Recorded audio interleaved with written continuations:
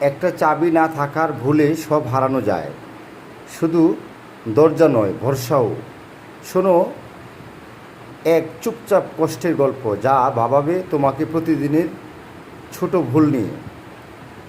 শাহ সুলতান আতিকের লেখা ছোট গল্প ইউটিউব গল্প সিরিজ। এবারে গল্পের নাম একটা চাবি। নাসির সাহেব প্রতিদিন অফিসে যাওয়ার সময় দরজা বন্ধ করে তালা দেন, পকেটে চাবি রাখেন নিয়ম মেনে। একদিন সকালবেলা তাড়াহুড়া করে বের হলেন। বাসার সামনে দাঁড়িয়ে পকেটে হাত দিয়ে চমকে উঠলেন, চাবি নেই। হতাশ হয়ে বললেন, তালাটা ঠিক লাগিয়েছি তো, চাবি না থাকলেও সমস্যা নেই।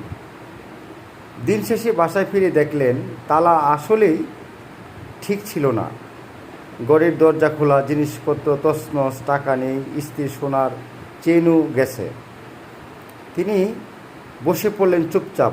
স্ত্রী বললেন, কেন এমন হলো? নাসির সাহেব ফিসফিস করে বললেন, তালাটা ঠিক ছিল না, আমি ভেবেছি ঠিক আছে, আর চাবিটা তখনই খুঁজিনি। একটুখানি নিশ্চিত আমাকে সব হারাতে বাধ্য করলো। স্ত্রী বলল, আমরা শুধু চাবি হারাইনি, বর্ষাটাও হারিয়েছি। সেদিনের পর থেকে নাসির সাহেব প্রতিদিন দরজা লাগান, আবার চাবি দেখেও নেন। কারণ জীবনের কখনো কখনো একটা চাবি সব কিছু বন্ধ করে রাখতে পারে, আবার খুলেও দিতে পারে সব কিছু। ধন্যবাদ।